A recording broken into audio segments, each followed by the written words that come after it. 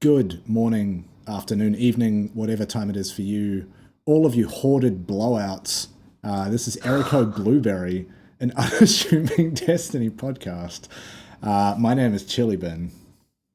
I regret to inform you I am Meckii. You are also the hoarder of blowouts yourself, but we will get to that. You were the inspiration for the intro today. But anyway, it's been a minute. In the past 2 weeks, we've had just almost too much information thrown our way from Bungie. It's a struggle to keep up with the Wednesday blog posts they keep putting out. Each one bigger than most twabs, and fairly fucking detailed. I don't know if we've passed the 30-second check, but I've said fuck and I'm drinking beer. Who cares? We're not monetized to begin with. Not yet. And this video will never be. Anyway, before we sort of... What I think I want to do before going over the last... I've got 5 browser tabs open with stuff we need to talk about. Before we do that, this week, as far as story content goes, as far as end of season, end of expansion, kind of wrap up mission cutscene stuff goes, a real humdinger of a barn burner of a fucking existential situation. Man, did this one hit like nothing's ever hit. I don't even know where to begin. First thing I'll say, I don't remember which week it was in the season. It was maybe like 3 or 4 weeks ago. We got that like in-game pop-up saying, hey, the last couple of weeks of the season, the last 2 weeks, there's going to be a mission that is your end of season event. They were very clear about this, very upfront. So I want to give props to Bungie for pulling that move and not having us sitting around on the day before Lightfall and just waiting for the Traveler to do some animation. I think we had a similar thing before Witch Queen, where there was a mission, you go through it, and that's kind of it. Yeah, didn't we went through the Dreaming City and then ended up at the Cuckoo? Because the final season before Witch Queen was us doing all the stuff in the Dreaming City. I forget what the activity was called. But yeah, there was a similar thing where the last couple of weeks of the season included a mission and some cutscene action.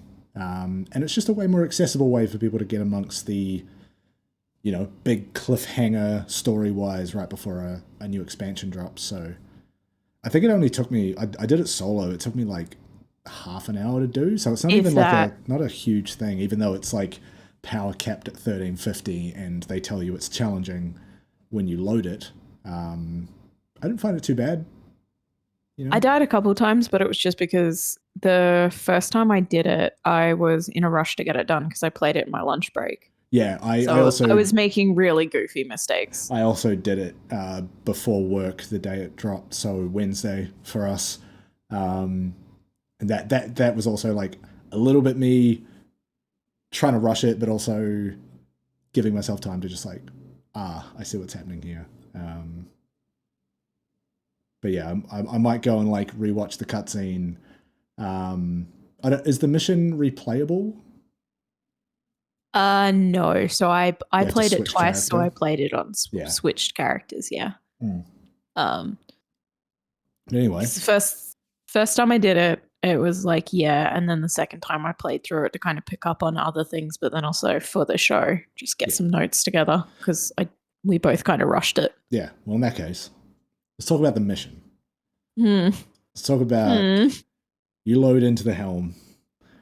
Conversation between Anna Bray and Rasputin. All of it is kind of blurring together in my head right now. I feel like that conversation was him basically saying the only option is for me to destroy myself to save everyone.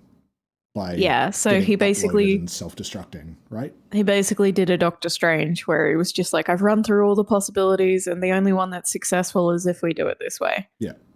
And then just a very touching moment between Anna and himself where he talks about being more than a weapon. Yeah. And Anna giving him purpose and how much he'd come to mean to her. And then as a result, he was like, well, I've got to protect humanity because you've taught me what it is to be human. And, I have things to protect now. I have you to protect humanity, all the good things it does other than the bad. And then her kind of being in denial for a little bit, just like, no, we can do something else. Like we can go to the space station and we can do this and do that. And I think there's definitely a time in the mission where she's like, well, shit. Yeah, because I think this way. The context is that Aramis is starting to get control of the warsats, right? Yeah, she's hacking the warsats basically. Yeah, like she's getting into there's them. one point in the mission where it's like, I think it's during the boss fight, it's like 75% Aramis has the warsats, and then it goes up to like 90-something% right before you finish the boss fight. Just to kind of make it, get the point across that like, oh shit, we're actually really close to this going the wrong way.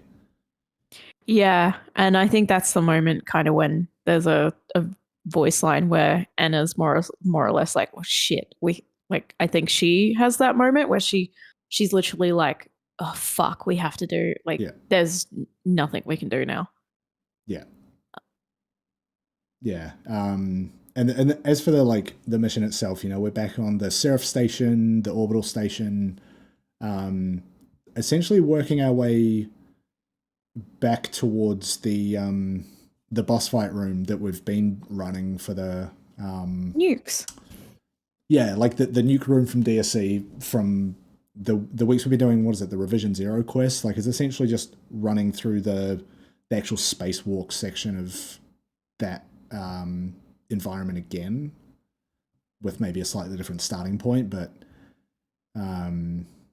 I still, maybe it's because of the attachment we have as a group to DSC, I still have such a soft spot for like that kind of level design, the level environment, the aesthetic, and the Braytex space station design.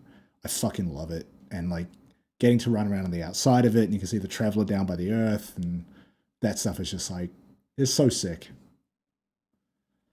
And yeah, the boss fight was, I don't even remember who it was against. I think it was like another one of Aramis's lieutenants or something. I think you fight Aramis a little. Like when you come in from the spacewalk, she taunts you a little bit. Yeah. She just shit talks you the entire time. And then she yeets out of there, and then you go into the room and you fight one dude who I forgot, and then it's a brood queen. Yeah, something like that. Yeah. Not Aramis is kind of the main thing. Yeah, it's like, because it's a race between the Hive and the Fallen at the moment. Well, Aramis's crew, essentially. Yeah. Because they're both shimmying for power at that station. Yeah. Yeah, and then you upload Red into the warsats. And then we get into the cutscene that destroyed just about every Destiny player. You saw. I sent you Snapchats of me sobbing. Fucking live reacting. So I'm trying to, like, I haven't rewatched it yet, so these descriptions will probably be out of order, but there's shots of like the Traveler. Before that, just as a lead up to that, quickly, throughout everything you're doing, Crow, Misrax, Ido, Ikora, and Osiris all say that something feels wrong. Yeah. Something is off. Like they're like something doesn't feel right. And then I can't remember who it is, but even before the cutscene, I might be Misrax. Someone says something, it feels like last time. Yeah, There's like a I feel line like that would, that's dropped where they're that like, would it make sense feels for like Misrax. last time. But definitely like Ikora, Crow, and a few of the other Guardians were like, something doesn't feel right. Yeah. Like something feels wrong. I think Osiris mentions it first. Yeah. I think he was like, something feels really wrong right now. Yeah. And then there's kind of shots of all of those people who are like in different places starting to notice that the traveler is leaving She Earth. lighten up. Yeah. Like starting to elevate away from Earth. And, you know, them feeling weird, I guess, is a reflection of like the connection to the traveler and the light and feeling some fundamental change in what's happening there. It makes it to me, I didn't think about this until someone mentioned it to me. They were like, the warlocks are the first ones to go, hey, something doesn't feel good. Yeah. And I was like, that makes lore-wise makes a lot of sense. Like for Osiris and Ikora to be like, something doesn't feel good. Yeah. And then eventually everyone else be like, something is wrong here. Something is really wrong. Something doesn't feel right. And then, it cuts to Crow. Crow runs out in the last city and looks up, and then she lights up, and then she does a poochie. Just whoop. Yeah, and like this moment is like, it's beautiful. It's beautiful, so nice. But that's when it started to hit me, because you're like seeing all these characters react to this thing that you hoped would never happen, right? And we know it has in the past, because the traveler visited the Elixni and then left, and that's what they refer to as the whirlwind. And it came to Earth, and we were kind of always hoping that it wouldn't do the same thing, even though it's totally got precedent for doing so. And then you see it happening. Always just kind of taken it for granted, huh? Yeah, exactly. Because we went through the collapse, but it's still here. And yeah, then it just starts slowly leaving, and you see these moments of like, I think it's Saint puts his arm around Osiris, and everyone's kind of just like quietly freaking out about it. Crow does some weird shit on a rooftop. I'm not sure what his vibe is at the moment. He just kind of looks at it, turns and walks away, puts his hood on. I think there's still a lot of questions I have about like his character arc, like where he goes next. But yeah, because that'd be he's been reborn under the Traveler. Yeah. As a guardian. Yeah. He's gone through all this trauma of finding out about being Aldrin and about he and his sister's relationship. Yeah.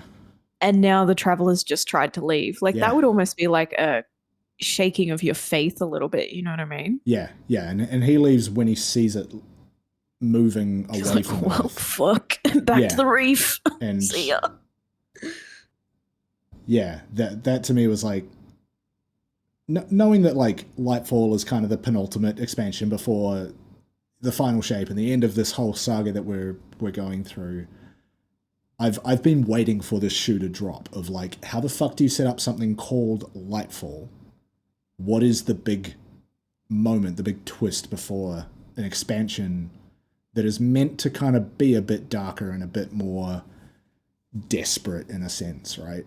It feels like with a title like Lightfall was like, we're without our powers in some way, right? Urgency there. Yeah.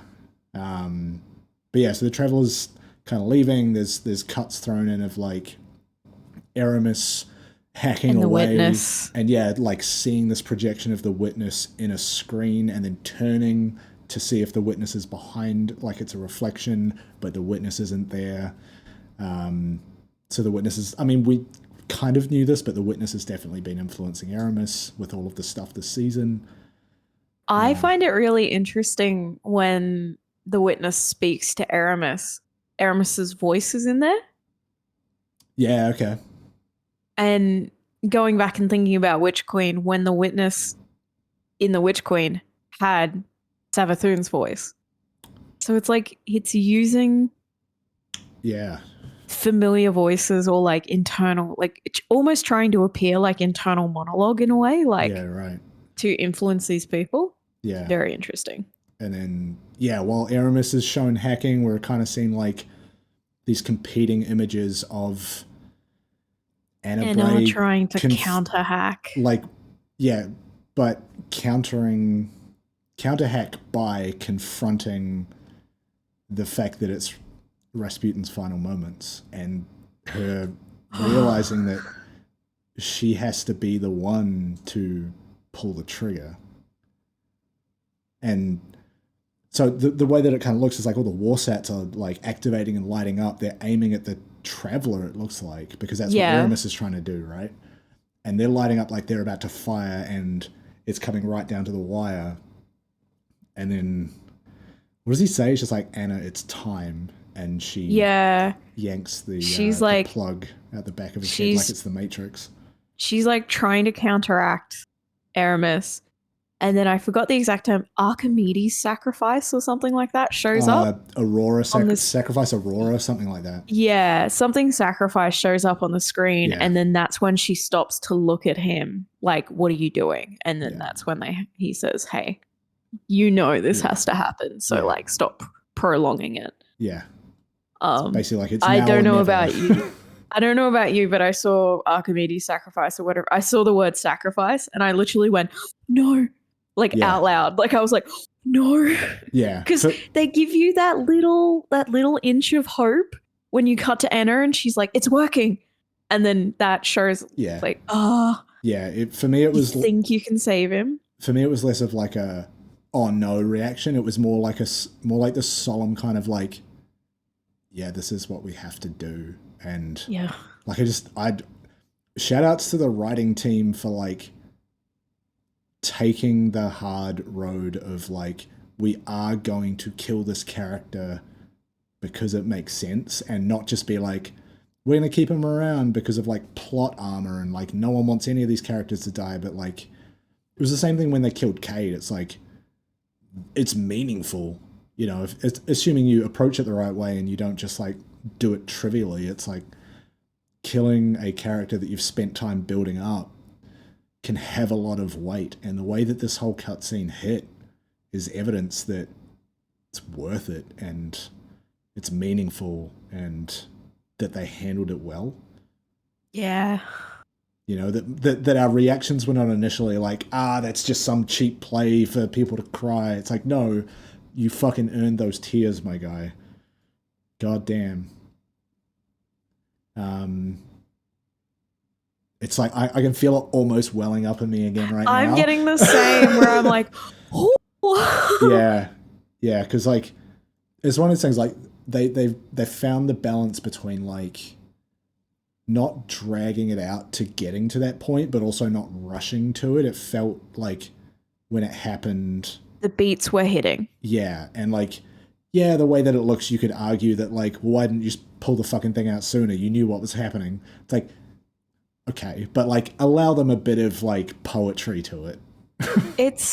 I saw some people be like, woo, and it's like, okay, think of it this way. You have been without a friend or a lover, someone you care about deeply, who you have shaped and has shaped you growing up. Yeah. And you've been without them for what is it now, 3 years? 5 years? Yeah.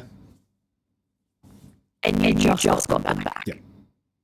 And you just done all of this shit to get them back. And it's like, yeah, okay, like them returning is also hinging on external factors like what is happening in the universe with the witness and everything. But you've been fighting tooth and nail to get this person back. And now you're confronted with the idea of you have to let her go now. Even if it's for the greater good, you have to, and you have to be the one to pull the plug. Yeah. Like in a way is life support machine. Like you are the one flipping the switch. Like now look, I don't know about you. I've never been in a situation of having to turn off someone's life support. But from the way that they portrayed this, that almost feels like the kindness, right? It's like, you don't have to just watch this happen. You're the one who has to do it. So you have to like Anna, that is, has to like come to terms with this, realize it's the right thing to do, and flip that switch. You know, imagine how much more it would hurt for her if someone else did it. Yeah. And even, I think Red even says that more or less, where he's like, you're the one who has to do this. Like, you have to do this for me. Yeah. Like, do it for me was the big thing. It wasn't like, save the world. It's like, you have to do this for me because I know that if we don't do this, things aren't going to go well. And it's like, I could be selfish and I could stay here forever with you, but like, that's just not what fate has planned for us. Like, yeah. Another thing that killed me was her crumpling to the ground after she did it. Yeah. And then Elsie being there. And I was like, because that's their relationship repairing at the same time as well. And that's reflected in like, you know, them sharing an embrace, but also some of the conversation they have after the mission that you catch through, like, I think like the holo projector is them basically apologizing to each other, and it's like this super sweet conversation that they should have had a long time ago, and it's them realizing all of that. So that was also nice to see that they actually kind of like tied Elsie's story back in a bit of not just leaving her as like this weird aloof time traveler that comes in and is like, everything's bad, fucking, I don't know what's happening, kill this guy. It's like, no, actually now she's a part of this timeline and kind of invested in this one. That too, and I think over the last, what has it been, 12 weeks? 10 weeks? Yeah.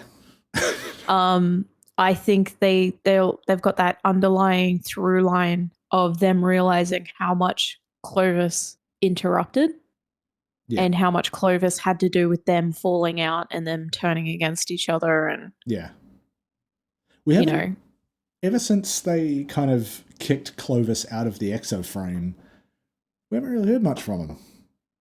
He's just festering in a hard drive somewhere, like yeah, like he's back in his big dumb head fucking molding. Yeah.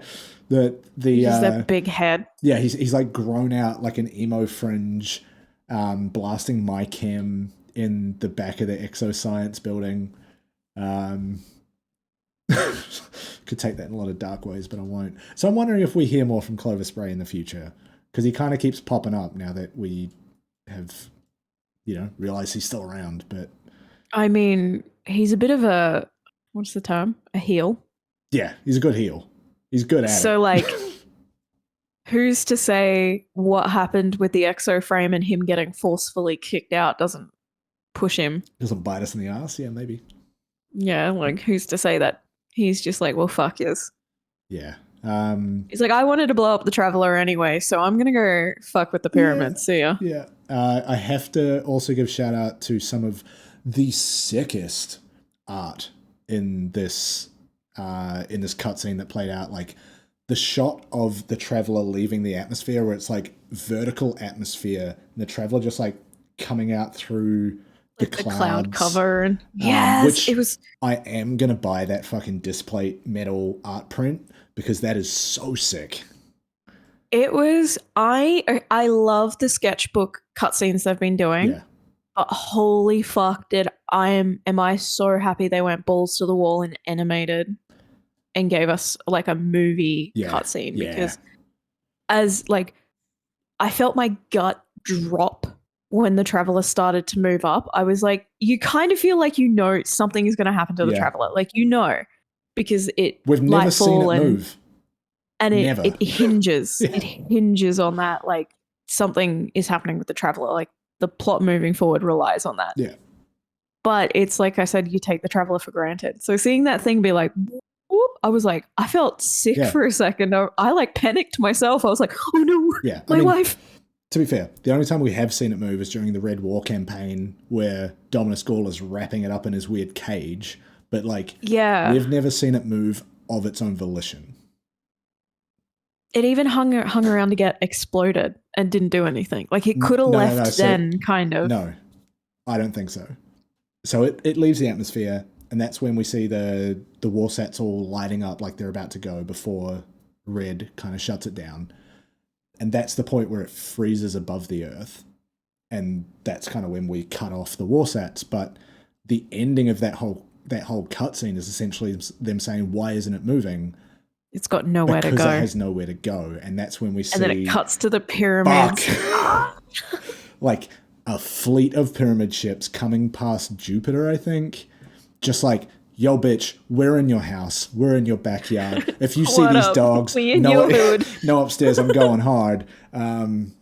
We're fucked. Like, that's why the traveler didn't move. Is because, like, where are you going to go? They're right here. Yeah, but it's like, it's when you think about it, it's kind of daunting for it to suddenly be like, Ayo, peace out.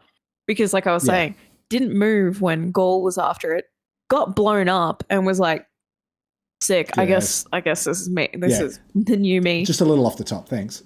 Yeah. It put itself back together, still hung out with us, and now it's just like, hey, on second thoughts, fuck this, I'm out. Yeah. Like, that's kind of terrifying to think about, that whatever is coming was enough for the traveler to be like, yeah, but also deuces. Like the deuces. I guess the like game theory of being like, Aramis is trying to fucking mobilize these war sats at the traveler, and that wasn't enough until right at the last moment where it's like, actually, this is too much, I'm gonna fucking see you later. Oh no, it's too late. Yeah. Man. So good. How icky was it loading back into the tower and the sky being empty? Oh my god, I sat there for it's jarring, I sat there for like 2 minutes just looking. I'm like, I've never seen this part of the skybox behind the traveler before. Yeah, it's like, it's almost jarring. Yeah. Like walking up to Zavala and the traveler isn't just like looming over you. Yeah, yeah. My wife. But there was some nice there's some nice themes in the like text that we got, talking to Zavala, talking to Ikora, around like, in the past, during times of crisis, we've looked to the traveler for help, like asking for guidance and help. But now, all of these groups of like Cabal through Keitel and Elixni through Mesrax, like all of these other groups have rallied around us, and we now look to each other. That was like the super sweet note that might have been lost to some people because it wasn't part of the cutscene, but just like, we now also have these people around us to work with. Did you notice the dichotomy between Zavala and Ikora? Oh, that's a constant. But like Zavala being like, we got this. This is good. We got each other. We're going to figure this out. We've got it. And then Ikora being like, hey, yo, we're fucked. The end is coming. The end is nigh. Yeah.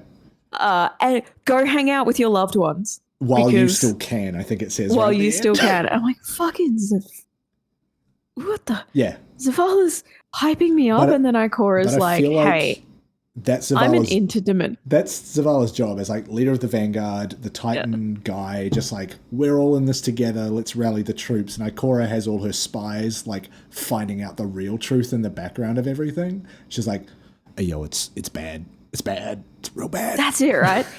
And I love the way they do that, where they're like, go talk to Zavala. And you're like, okay, now go talk to Ikora, because Zavala's like, hey, we got this. Yeah.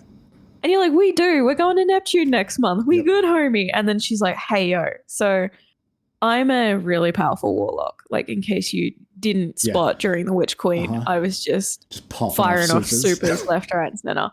And I can fly. So also, I know a lot of things. I know a lot of people. I've got spies everywhere. Like Mega Mind.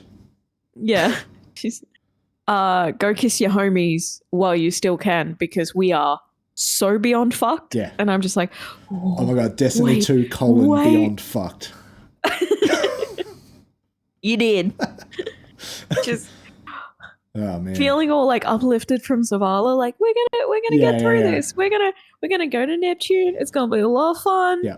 We're gonna meet some big men, some big people. I'm gonna get my fish ghost finally. Fucking Strand. Yep. It's gonna be Blade Runner. Like, it's gonna be so fun. And then Ikora's just like, be real sad because the end is coming. I just want you to be ready. It's hopeless. Give up hope. Yeah. No fun. No fun for you. It's a bit that way. Be sad. A couple of other little bits. I've seen some of this, but if you go and run heists after doing that mission, there's like changes to some of the skyboxes. I think one of them you can see a bunch of pyramid ships in the background. Pyramids now. And there's different voice lines that are like actually reckoning with the fact that Rasputin sacrificed himself, and kind of like recontextualizing some of the stuff that you're doing. There was one other thing. Oh, so there is a shot in that cutscene of horizontal Earth horizon, Traveler sitting above it, which, if you go and look at Destiny marketing materials from about 9 or 10 years ago, was in the initial pitch decks of like what this game will be. Yeah, And I think I man, saw did that on punch Twitter. me right in the guts when that happened, and was just like, "Hey, you saw the nice like vertical atmosphere Traveler coming out? That was tight. But check this out. Here's a part of your brain you didn't know you had.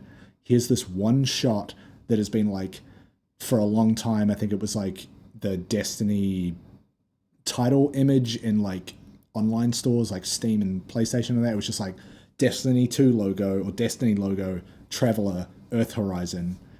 That's why I shared the Destiny 2 original trailer. Yeah.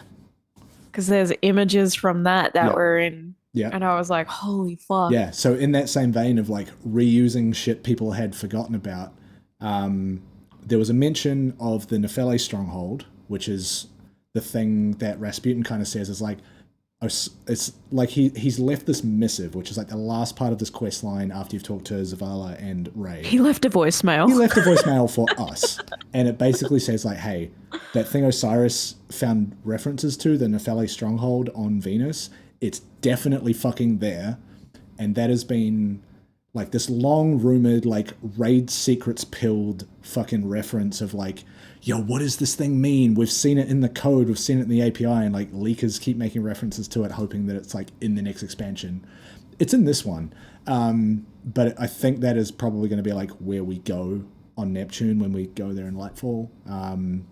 But they also make reference to something called the Veil.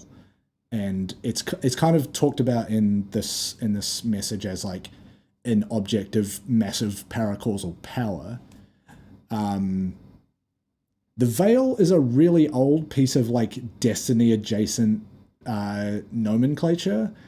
There's like old concept art of like an enemy race that we've never actually seen in game, which is, if you've seen this old concept art, it's like a yellow vertical tile with kind of smoky looking enemies, and a lot of people in the community used to refer to that as the Veil, as like this enemy race that we've never had in the game, and there's like similar images for the Vex and the Fallen and all of that. But then when we started seeing the darkness statues of like the really tall fucking cloaked that we see, what is it, end of Garden of Salvation raid and midway through DSC, that's where they started to like recontextualize the language of veiled or the Veil as like, oh, maybe they're talking about them. But now it's like, no, here's this thing. That's the Veil. We are now on Veil Watch. And it's capital V Veil. So this is like the thing that they are choosing to put that name on. And that's the other part of like that deep part of my brain as like a longtime Destiny player is like, seeing all of these fucking threads that I thought that abandoned getting pulled back in and then going like, no, it's this. Like, it maybe when it was first being created and concepted, maybe the Veil was going to be an enemy race. And they just went, no, we can't come up with a concept good enough to put a name on it and have a whole separate like category of enemies. But even then it looks like maybe potentially the Veil race became the Watcher. Or the Witness, sorry. Yeah, like the concepts kind of overlap of like the smoke coming out the head. Yeah. But yeah, I think the language in this message is very much like the Veil is an object or a weapon of paracausal power. We don't know what it is. So getting all of this like juicy fucking lore meat right before an expansion hits, this is what I've been waiting for. Like all of the stuff with the A5 Wagyu lore. A5 Wagyu lore. I'm gonna call the episode that. Fucking hell, I'm writing it down. A5 Wagyu lore. So I cannot forget that. But yeah, like all of the season, like the heists have been cool, and like the story with that has been fun and interesting. But like, this is the piece that I've been waiting for that connects all of that and this season's story to Lightfall, a whole ass expansion that might as well be a new game with the amount of shit they're changing. Because this is, like the second to last expansion. It's gonna have some juicy story to it.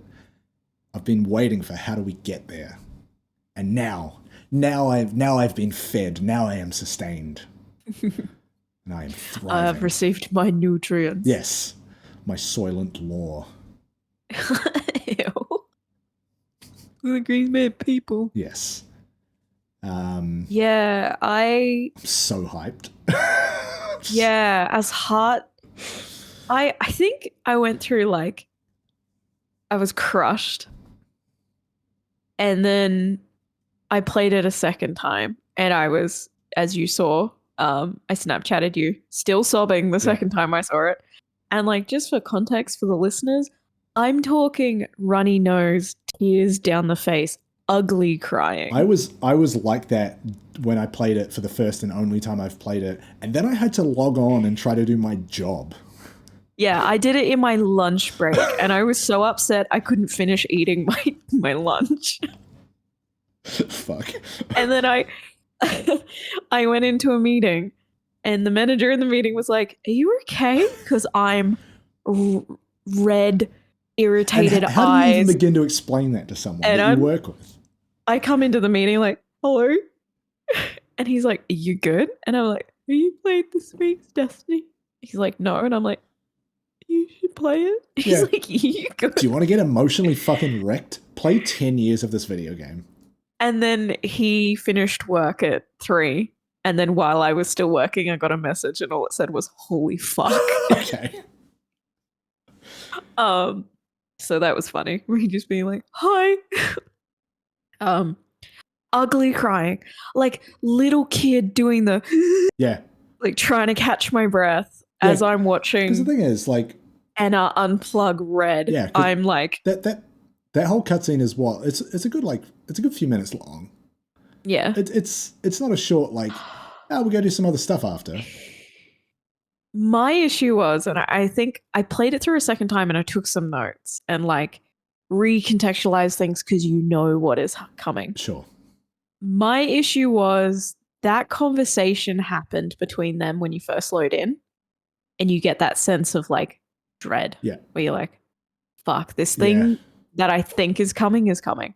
And then they load you into the spacewalk and conversation is happening about like Anna is being hopeful, but Red is like, look, I've done the math. It's not going to happen any other way. Yeah.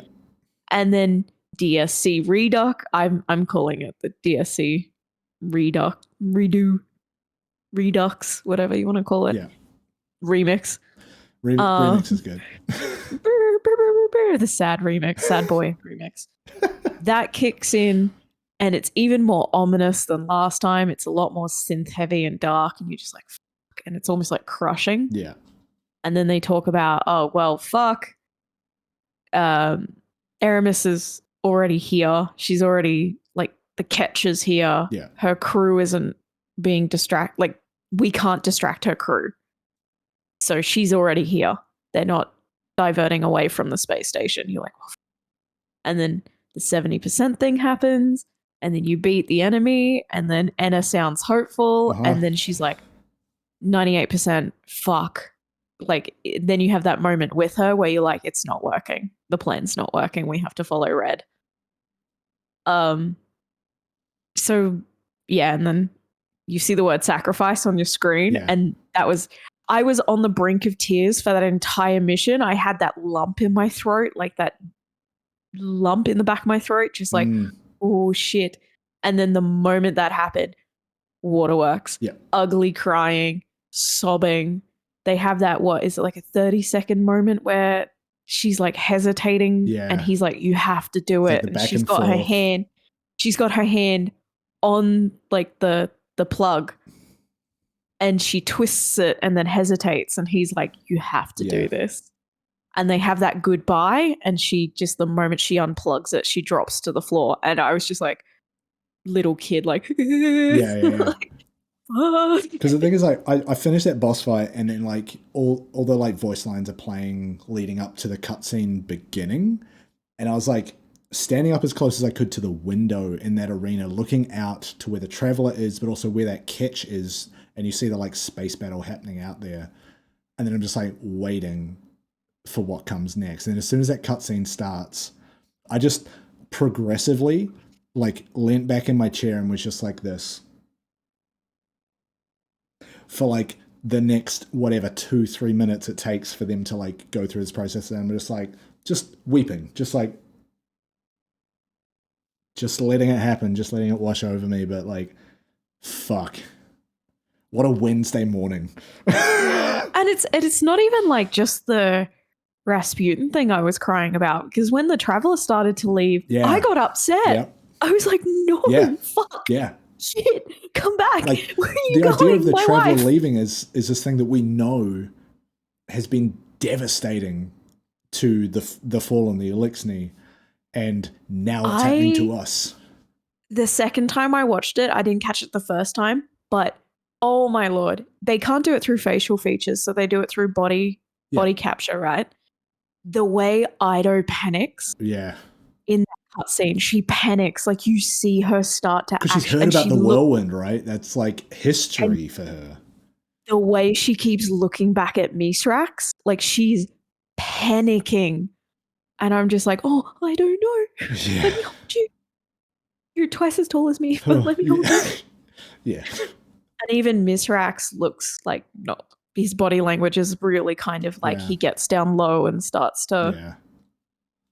Shit, maybe I'm gonna play on one of my other characters just to like try to, you know, take my time and take a bit more of that extra flavor in. I've rewatched it on YouTube a couple of times, and I feel like every time I watch it, I catch another character being like, just the way all the main characters individually react to the Traveler leaving. Yeah. Like even Ikora's stoic. She's always been stoic.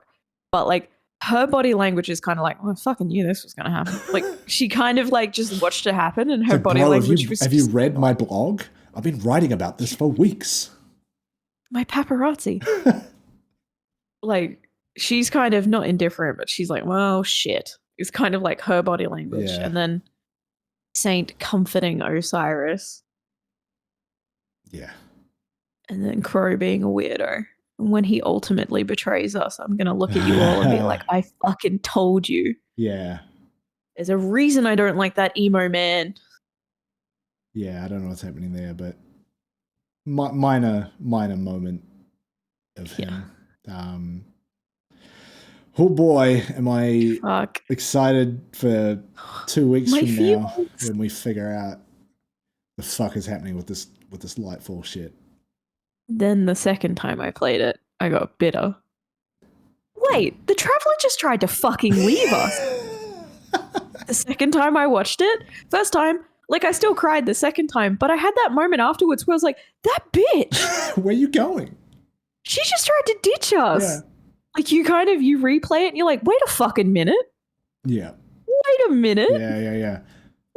Excuse me, bitch? And then there's questions, right? Like, was the Traveler always only going to go that far? Or was the Traveler trying to actually leave? Was the Traveler trying to lead danger away from humanity? Or was the Traveler just like self-preservation? There's still a few ways that could have gone that isn't just abandonment and second collapse.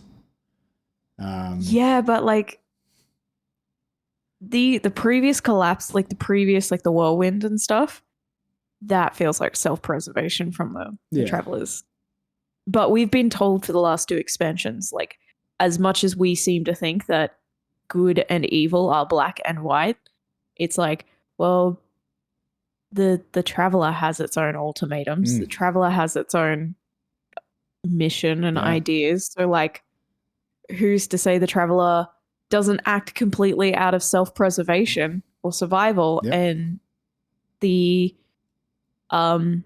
the communities or the races or the planets that it seeks shelter in ultimately, like a parasitic relationship. We just happen to benefit from it. Yeah, or like, but who's to say it's not using us for shelter because it knew once humanity got attached to it and we got all this power from it that we would do what we could to protect it.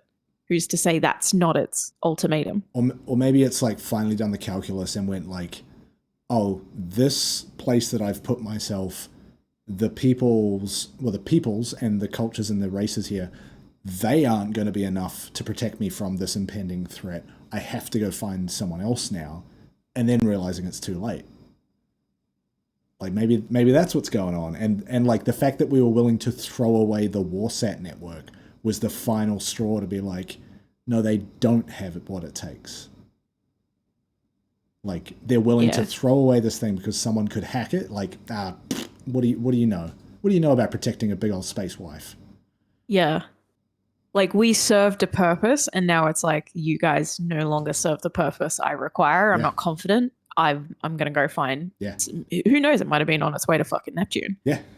Yeah. Or like a different part of our solar system where it could better protect us knowing that we're going to Neptune. Like who knows? There's so many question marks around.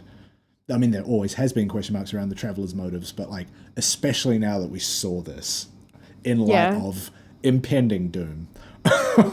You bitch. Fuck. I think I put in our spoiling channel. My wife left me. She took the kids. Yeah. and like the additional context of with Lightfall, we are getting an additional subclass within the darkness sphere of Strand. Like the way that stasis was introduced was like us communing with the darkness and getting closer to it. All of this is happening within the context of we're about to get more darkness powers. Lightfall, darkness rise. What are we doing? What are we doing? What a wild final mission. Bungie doing it again. Yeah, smashing it out of the park, hitting some nostalgia beats I didn't think they'd ever try to hit of like, hey, remember these old promo screenshots? Guess what? Boom, it's in the game at 4K. Suck our collective art dick. Yeah. File name, Sugundies. Sugundies.mp4. So let's make a pivot to run through a lot of bullet points very quickly. In the previous 2 weeks, we have had a lot of information thrown our way, which we mentioned at the top of the show. Now we're finally getting to it some 50 minutes later. Oops, turns out we love the story. So we've had a trailer for weapons and gear, mainly exotics, that are coming with Lightfall. We've had some stuff around weapon tuning, in terms of like the way different types of weapons are getting buffed and nerfed and whatever. We've had a whole deep dive into Strand. We've had a bunch of reworks coming to abilities. Then there's like this general Lightfall in the year ahead, which is just like the big state of the game post. Trailer. Yeah, big state of the game post right before a new expansion drops and changes a bunch of shit. It is a ton of material that we are not going to go through all of. I think I've pulled out just like a few things. Because goddamn, there's too much. With regard to weapon tuning, Sleeper Simulant is excluded from a linear fusion rifle 15% debuff. They made a point of calling out Sleeper Sim and Queensbreaker, but they really called out Sleeper Sim to be like, the time is now for Sleeper Sim. So that's fun because it's a hell of a The war game. sats are down. Sleeper Sim We've rise. funneled it all into this stupid fusion rifle. Fusion rifle? Linear fusion rifle? I can't remember. I think I dropped Sleeper and then just haven't used it since. I think it's still down at 1350 somewhere. It's a good gun. Machine guns across the board are getting boosted in a number of ways. Oh, Xeno, baby. Yeah, maybe? I don't know. Xeno usually gets either included when it shouldn't or excluded when it shouldn't from stuff like this. I'd have to I'd have to look again, but I'm not going to. Season of the Gambit Bully. Ooh. That's actually one piece of beef, and I'm ignoring the PvP community for a second here. All of this has not mentioned Gambit once. Rude. There was like a little mention for PvP in one of the later ones about like, there are new maps coming, we are doing this and that with the matchmaking. Like, fine, it's complicated, whatever. No mention of Gambit. Anyway, there's a new kinetic damage type coming, so I can only assume that is strand related, given that stasis is a kinetic damage type. They also said osmosis, the perk where you throw a grenade and it makes your kinetic weapon take on that damage type. That is going to work with strand, so you will have strand damage type. So that's where I'm thinking that kinetic damage type is strand, because how else does osmosis work? Green bullets in my destiny. The main keywords of strand are suspend, unravel, and sever. Various descriptions of that in the Inside Strand post, but they're very good names. I like them. I think unravel was something like an unraveled enemy will take more damage of a certain type. They really tie them in very well. The only thing I thought to include from the abilities tuning post was the fact that collision damage will no longer kill you, which is the bane of anyone trying to solo a dungeon, especially Spire of the Watcher, because you've got those giant slides, and if you don't hit the jump just right, you're going to hit a wall and just die. You mean the slide that I constantly troll on? Yeah.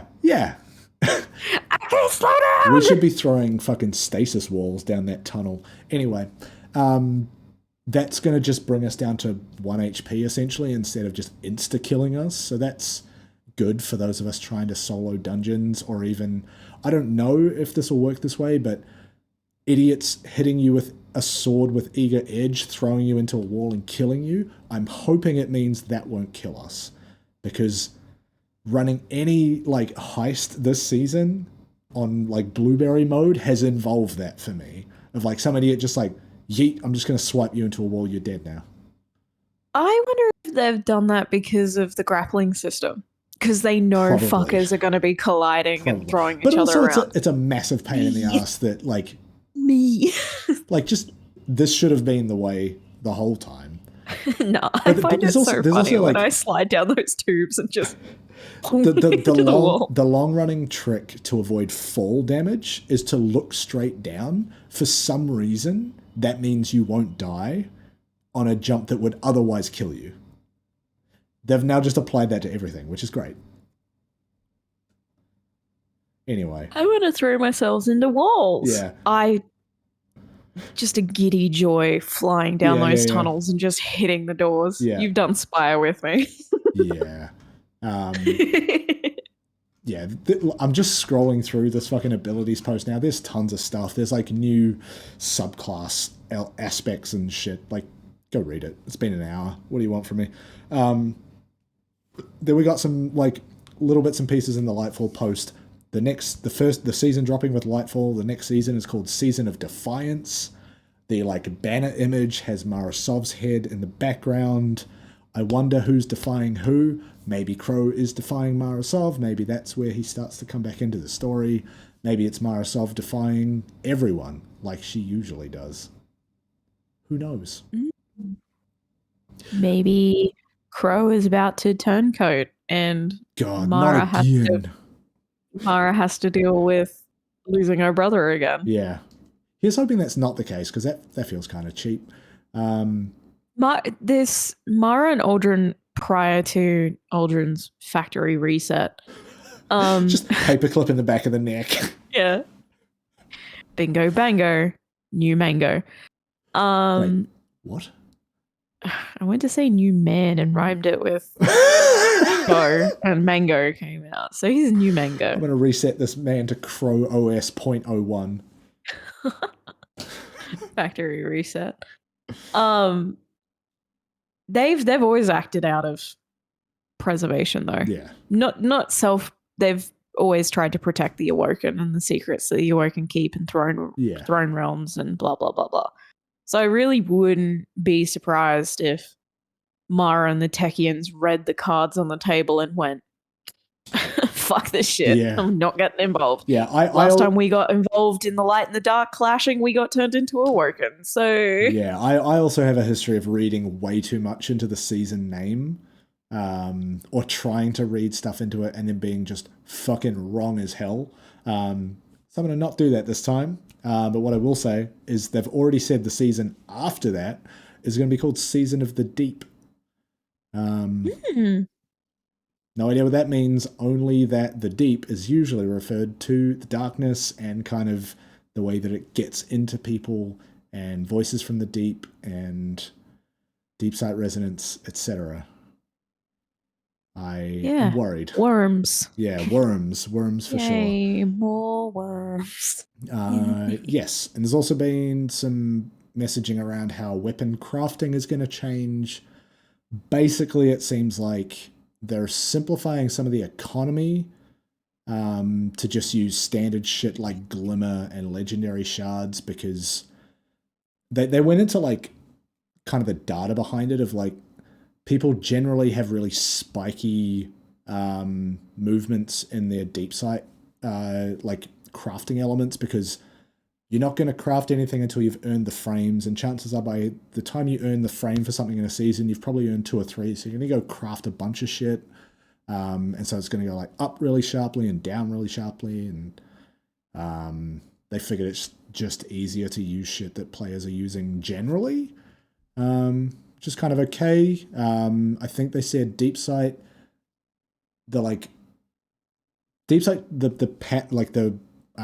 objective that shows up on a red border, that's not going to drop on weapons that you cannot get the frames for anymore, which is great, because it's really silly to be like earning deep sight progress off a weapon that you cannot craft at all. And I think they're getting rid of those objectives entirely. It's basically just like, hey, this has deep sight resonance. You can either remove it, like extract it to get it and to get the pattern progress, or you can just dismantle the weapon and get it that way. So it means if you want to keep the weapon, you don't have to just do this bullshit objective that doesn't matter, like just to get some elements out of it. So there's some stuff in there. I don't know. A lot of this stuff is like super detailed, super in the weeds, and I am just gonna wait till it comes out and see how the game feels, because there's too much changing with an annual expansion for me to go, oh yeah, I want to do this and that. It's like the game is gonna try and fucking cycle us into these new systems, right? Yeah, and we've also, at the time of recording, we've also got the VDoc tomorrow morning. Yeah, I was gonna get to that. Fuck. So that's going to drop a lot more on us. If it's anything like Beyond Light and Witch Queen Will Cry. Yeah. They'll hit us in the feels. So like, to put this in chronological context, we are recording this for us on a Thursday evening. The Lightfall VDoc is dropping at like 2 a.m. 2 in the morning tonight. So we haven't seen it. So if anything we've said in the last like hour is wrong, oops, I guess. We'll talk about the VDoc next time. I'm not going to stay up until 2 a.m. I'm just going to watch it tomorrow when I get up. Maybe over breakfast with some coffee and some tissues. Because who knows what they're doing this time. It might be tissues. It might be calling a therapist because of all the dread. Who's to say? Impending doom. Who's to say? But I've seen folks from Bungie tweeting links to the video, like the YouTube like preview page of like basically saying we're not done yet. Basically saying, you know, setting that tone of like, yeah, like we've said in the past that this is not the end of Destiny 2 with the final shape. Like, kind of trying to keep people built up of, yeah, we're heading towards an end, but the game will continue. So I'm very excited. I wonder if, this is me just speculating, I wonder if this is the first time we're going to hear them talk about what comes after the final shape. Because they've been talking like 1 or 2 expansions ahead for a couple of these now, saying like after Lightfall, it's the final shape, and you know, getting ahead of right at the end of the VDOC, they're usually like, and one more thing. So I wonder if we start to get the first mentions of like what comes next after all of this, or if maybe they start to take the wraps off some of the non-Destiny stuff they're starting to spin up, or if this is even True. If this is even the right platform for that. I'm pretty sure this is like a Destiny VDOC, not a Bungie kind of announcement thing. So who knows what we're in for? We're going to talk about it here next time, regardless. Yeah, scream about it. I mean, those things usually run for like, what, 15 minutes? 15 to 30, depending on what it is. I think they're like, it was 1 or 2 of these ago, because it was the 30th anniversary as well. They blew it out and just like filled it full of heart-wrenching nostalgia. So we'll see. I'm excited to see what facial hair Joe Blackburn is rocking this year. Oh, yeah. Bring back Mustache Joe. That's all I can say. He comes back with, he's a little bit too into the Y2K revival and comes in with tips. What? Frosted tips. Oh my God. Yeah, like the full like black short sleeve button down shirt with the flames on the bottom. Yeah, he just goes full like fucking Papa Roach fanboy. Yes. Like, Oakley's. Cut my wife into pieces. Oh no. Space wife. Traveler. Cut the Traveler into pieces. It almost happened. I was just trying to think of something to do with This Is My Last Resort, but Destiny related. Or Nezarek. Because he got cut into pieces. Uh-huh. Nezarek's cut my Naz into pieces. No. I don't know how I feel about any of this. I'll put that sentence back inside my face. Nope. Sorry. You said it. It's recorded. It's in the episode now. No. It's not the worst thing I've said. Nor will it be the worst in future. Oh, okay. The thing we're going to end on last week, Iron Banner. Was it last week? Yeah, yes. The week before. Ish. Last week before. The last Iron Banner. You and I both played a lot of it. I got very close to gilding Iron Lord. I got to like 56% on the Iron Banner wins triumph before I was like, that's too much. I can't be bothered. You made a different kind of progress. Do you want to tell the people at home? Under the veil of darkness, I started playing Iron Banner because I was like, I'm just gonna see if I can get Iron Lord. Never made an effort for Iron Lord in my life, so I started with like 1 triumph out of the 7 completed. Yeah, and in the matter of a week, I unlocked Iron Lord. Was appearing offline while I was doing it, so like a lot of people were just like, "You haven't been playing much Destiny this week, Mac," and I'm like, "Yeah, no, not at all." It wasn't until like a Friday night or a Saturday night where we sat down with beers and we were just like, I was just like, "Hey, Chili, I've almost got Iron Lord. Fuck it, let's get weird. Let's get drunk and fucking play Iron Banner for hours." Yeah.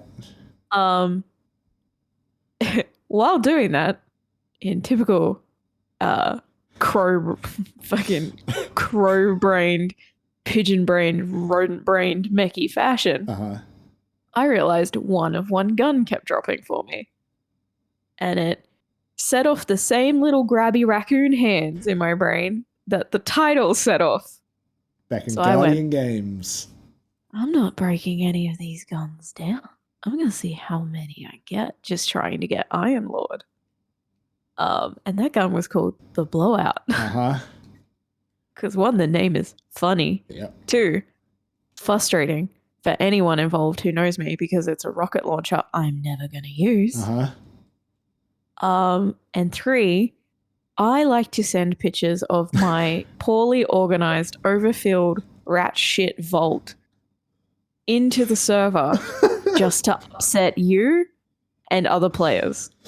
It doesn't bother me too much. I'm more just like almost morbidly curious about it. It's like, how far is she going to take this time? The other group that I play with now have referred to my vault as the rat nest. Yeah. Every time I'm like, "Ooh, I have to get this from the vault." They're like, "Rat nest." Yeah. It's more like you know how like in various fantasy settings you'll have a dragon that hoards piles of like gold and treasure and crowns and shit. It's just me with your blues vault and is like shitty guns. Your vault is like that, but it's just like legendary rocket launchers, and there's just a fucking ton of them. And like the thing you want is under all of them. Or I accidentally break it down. Oh my god. The worst. Meckii, do you have a bow? Yeah, I should. No, wait. I broke them all down in my last vault. I broke it down because I thought it was a blowout.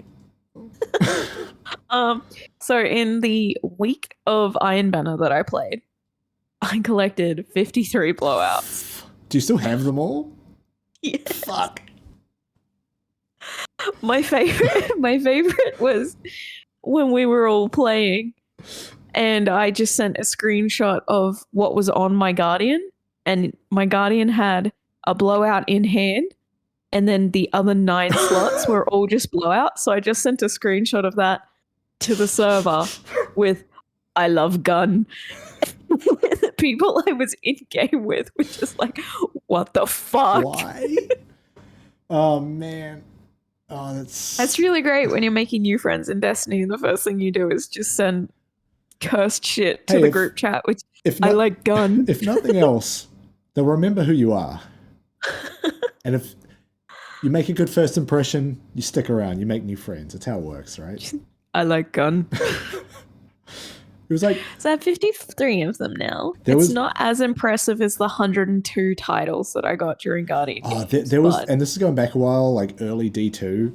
There was a point where the Edge Transit heavy grenade launcher would drop way too much, to the point where someone made a video that you can probably find, which is just Destiny 2 : Edge Transit, where they've like just meme edited loading into the game and doing stuff, and like literally everything is Edge Transit.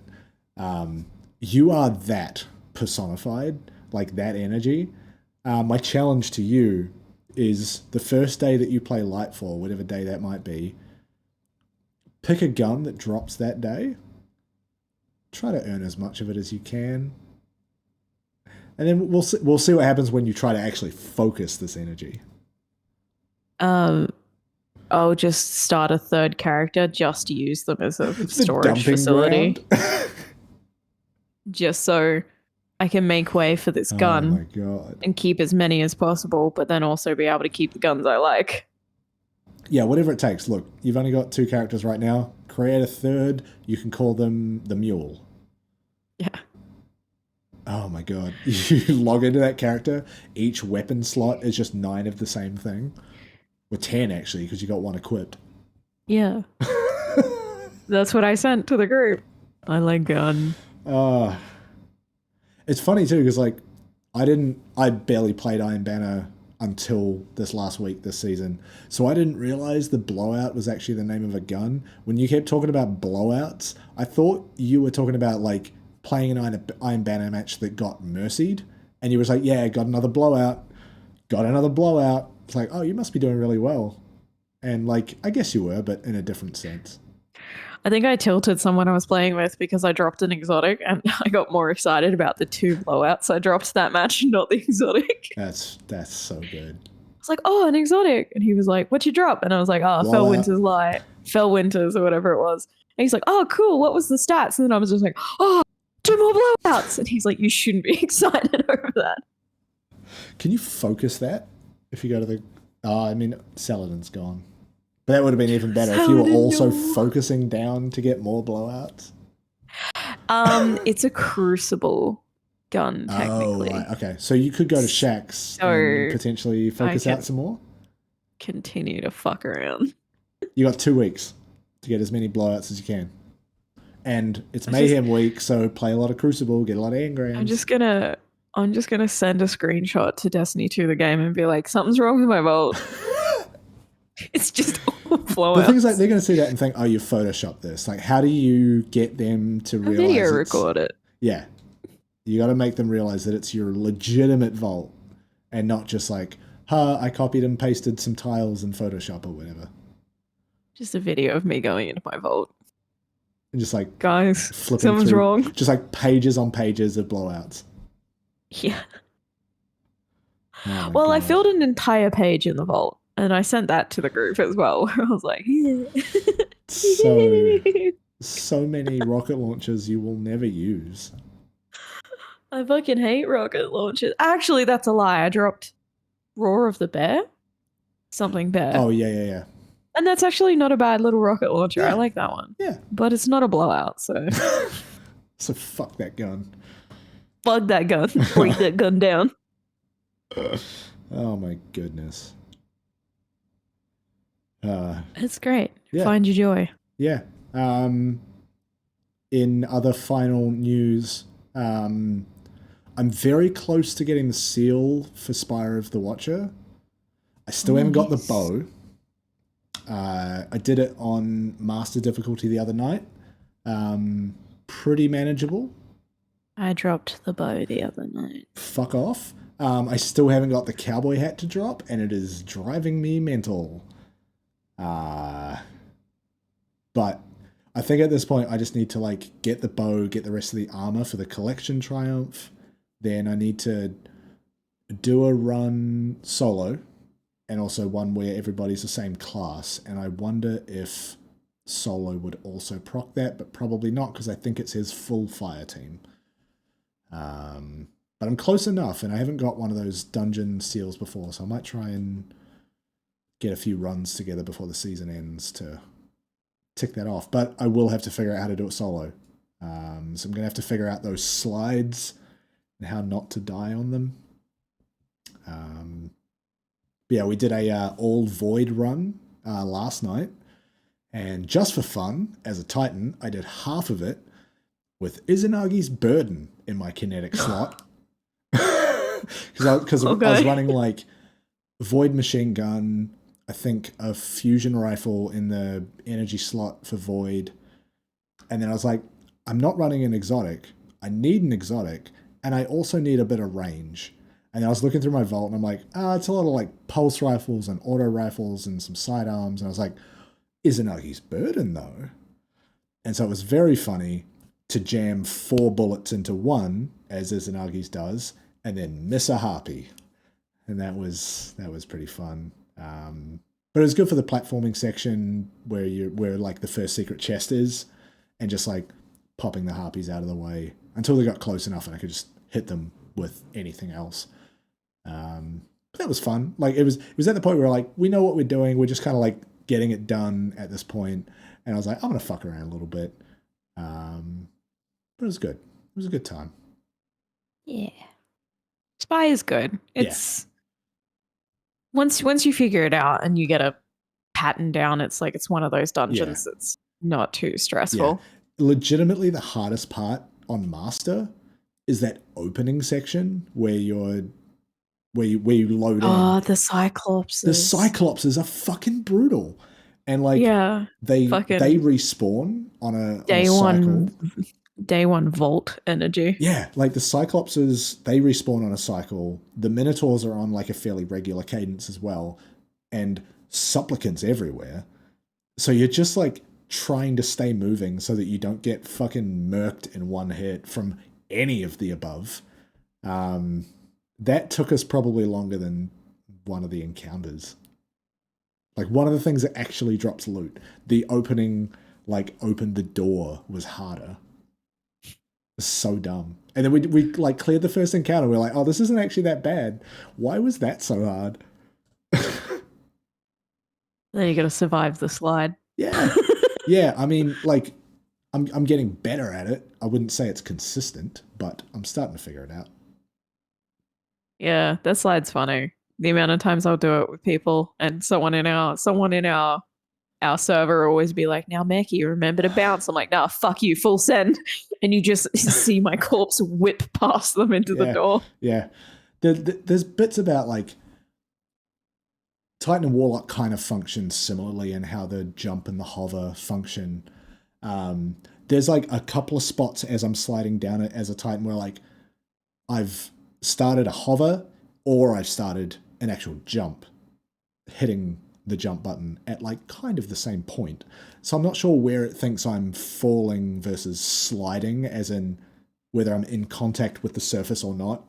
But man, is it confusing to figure that out while you're sliding down this thing at like 100 miles an hour. Yeah. It just whips you down this tube. Yeah, and there's like bits on the ceiling that if you jump up and hit with your head, you can kind of use to slow you down, but you have to start doing that really quick, like really early, otherwise you're going too fast and that kills you. God. That's why I let fate take over, and if it whips me into the door and kills me, What I haven't tried, given that it might just be treating it all as falling, is staring at my feet and just going down the slide, because, you know, looking at your feet, as I said earlier, prevents fall damage from killing you. I wonder if that works. We can always test next time we do a run. Yeah, I might load into it solo and see if that works. We're gonna run it with some friends, and they're just gonna have no context to look at your feet. Yeah. Well, I mean, like feet. I've talked about the feet thing with a few people, especially during the opening of Val, where you have to do that big drop, and people being like, "Oh yeah, hit the jump at this point." I'm like, "No, watch this," and then just like jumping down like this, like you're Titan just falling. Look at my shoes, just like zoom. just let it happen. Look at my impressive knees. Just you and your Titan with the Tims on. Just here comes the Tims. Just like straight legging the jump, just like just landing. Yeah, and then just looking up like my nose is bleeding, but I'll be fine. Internal bleeding. Yeah.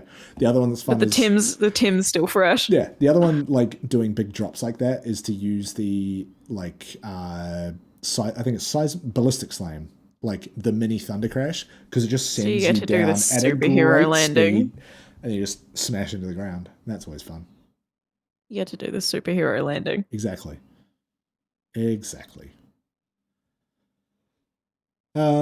Yeah. I think that's everything I've got for this week. That's pretty much everything. That's pretty much it. Other than like the Strand teasers, which I screamed about a little bit because I've been calling them little freaks, and that's been upsetting everyone. Threadlings. They're called threadlings. They're like a hedgehog or an armadillo, spiders. But I've just been talking about summoning some little freaks. Yeah.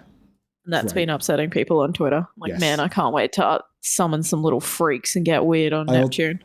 I also, I feel like we have to mention in the weapons and gear trailer, there was an exotic machine gun called Deterministic Chaos. That was the machine gun, right? The rhythmic one that is like every fourth shot does more damage or whatever, and like it's kind of like doing shit on a beat.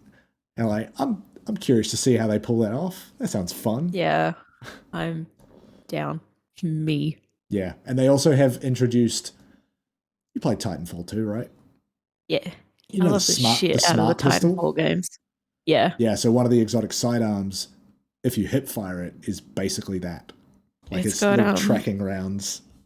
Kind of like Osteo. How Osteo has tracking. Well, Osteo is more like if you're aiming a little bit more aggressive. Osteo is like if you're aiming vaguely at something, it will kind of home in and wave around. But this is like there's a top-down shot in the weapons and gear trailer where like the shots go out and then go like this and just like diverge out to hit a bunch of enemies in front. And I'm so fucking excited for that. I'm so excited for all the thread stuff. Yeah. The Strand stuff, sorry. And edgy Spider-Man builds. Look out for hunters in your area. I can't wait to be a little fucking weirdo on Neptune. Yes. Me and my little freaks. Me and my Cloud Strider buddies going after tormentors. Finding out whatever the veil is in the Nephele stronghold. Callus and his little teeth. Oh my god, Callus. His little bunny teeth. He's walking around. He's not just like leaning back in a chair anymore. I saw someone Photoshop Nikocado Avocado's face onto Callus the other day. I don't even know what that means. I will show you. Okay. Anyway, let's get out of here. before this gets into very niche reference territory. Skedaddle. Let's skedaddle. Maybe play some Skedestiny. Skemeckum. Or Heckum. Or Reckum. It's Meckum week. Yes. What a good week. Anyway, like, subscribe, etc. Tell your friends. Leave a comment. We're only going to get more cursed in the next couple of weeks. We'll get a VDoc to talk about next time. And we'll be positively vibrating with pre-Lightfall energy. I'm going to be... I've booked leave. I'm going to be playing it day of. Yeah. That's going to be a weird old time, sitting in some queues probably, but it's 2 weeks away from now. Yep. You reminded me. I need to confirm I still have that leave. Uh-oh. Anyway, one more of these, assuming we don't miss it next week, one more of these before Lightfall, which, oh boy, that puts things... I'm nervous. Anyway. So close. So exciting. Yes. We will see you next time. Fingers crossed it's next week and neither of us get, like, sick again or whatever. I have lupus. Anyway, bye. Bye.